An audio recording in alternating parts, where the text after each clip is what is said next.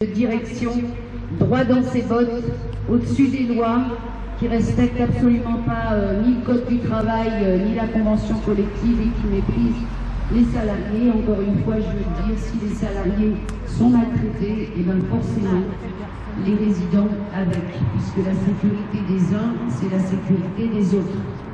Voilà, donc je vais passer la parole à Cécile Dumas, notre secrétaire départementale. Dans tous les cas, pour leur dire qu'il faut mieux de faire un petit peu grise mine et aller directement discuter avec les salariés, d'où les rapports qui sortent actuellement avec des donneurs d'alerte sur la direction des EHPAD à but financier, à but extrêmement lucratif. Donc l'argent ne donne pas tous les pouvoirs. Il existe dans ce pays un état de droit avec le droit des salariés qui doit être respecté, tout comme le droit des résidents. Donc il me semble qu'il serait urgent d'ouvrir les négociations. Moi je suis conseillère régionale, donc je vais me faire un plaisir d'interpeller à la fois l'ARS sur des manquements notoires et à la fois Mme Pécresse qui est vouée soi-disant de nous parler de cet établissement de grand âge. Il me semble que le maire de la commune devrait soutenir les salariés, venir les aider et leur faciliter la vie. Donc en tous les cas, vous avez toute la solidarité du groupe à la région des élus communistes, du Parti communiste, de la fédération et des deux salariés avec des tout petits salaires. Et pourtant, vous êtes indispensables à la vie quotidienne des résidents et de la société d'une façon générale. La direction encore très fortement, ouvrez les négociations pour le droit de tout le monde, des résidents, des familles et des salariés.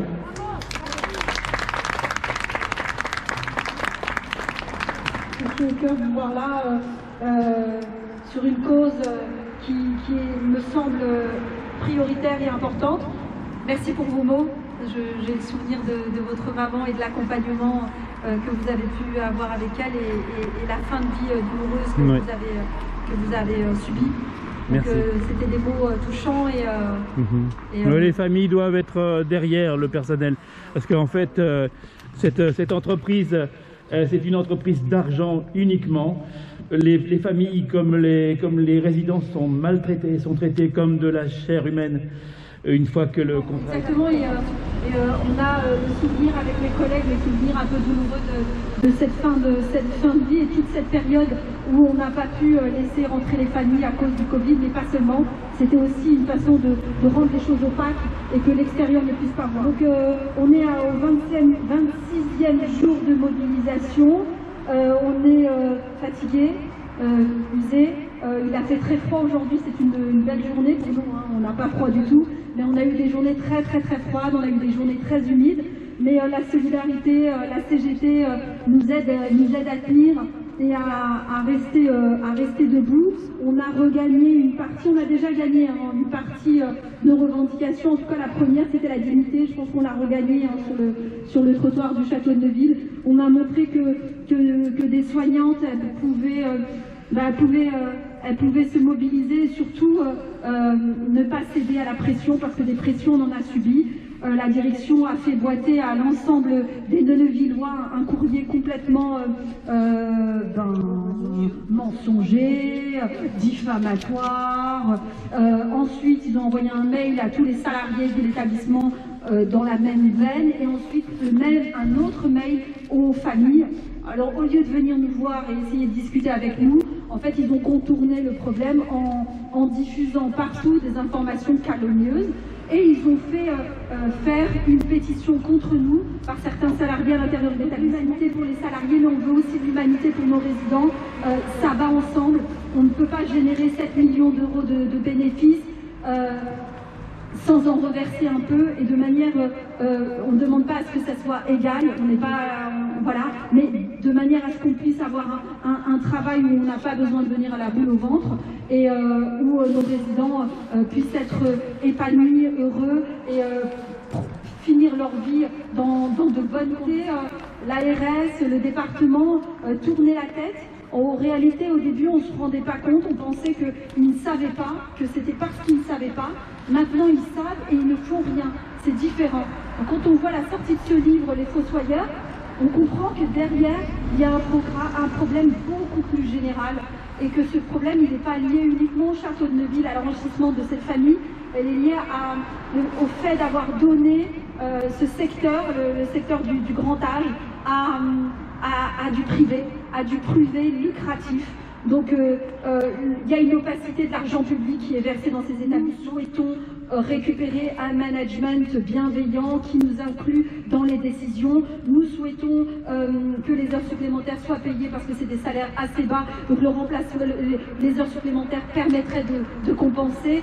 Nous souhaitons aussi que nos contrats de professionnalisation soient là pour apprendre et qu'ils ne soient pas utilisés comme des salariés à part entière.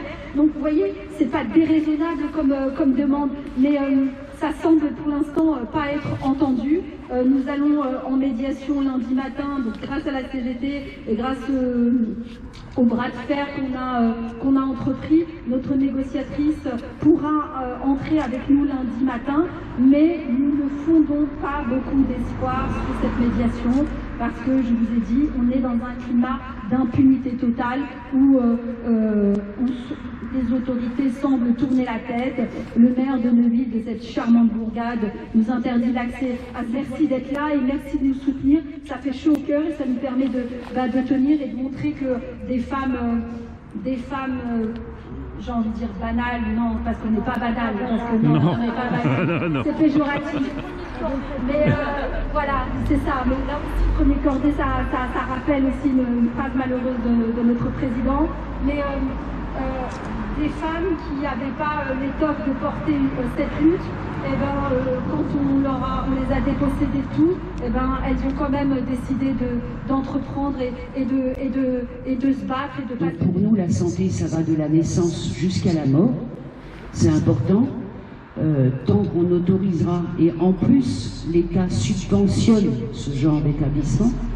La CGT réclame pour les EHPAD publics 100 000 emplois par an pendant 3 ans, donc 3 fois 100 000 emplois, il y a de quoi faire. Or aujourd'hui on n'arrive plus à recruter ni d'AVS, ni d'AMP, ni d'aides-soignants, ni d'infirmières, tout le monde fuit tellement les conditions de travail sont dures. C'est là où je veux parler aussi des heures supplémentaires. La CGT, elle est d'abord sur un salaire à hauteur des qualifications. Donc nous, ce qu'on veut, c'est de l'emploi bien payé pour avoir des conditions de travail acceptables pour pouvoir faire notre travail correctement, comme on l'a appris d'ailleurs dans nos écoles et qu'on ne peut pas exercer. Donc c'est plutôt ça la préoccupation. Hein.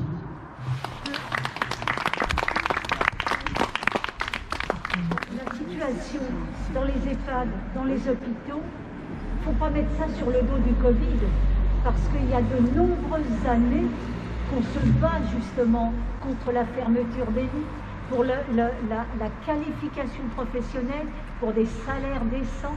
Et quand à l'heure actuelle on parle, vous parlez de, c'est vrai, les heures supplémentaires, bon, sur le coup c'est bien, mais ça n'apporte pas quelque chose de pérenne.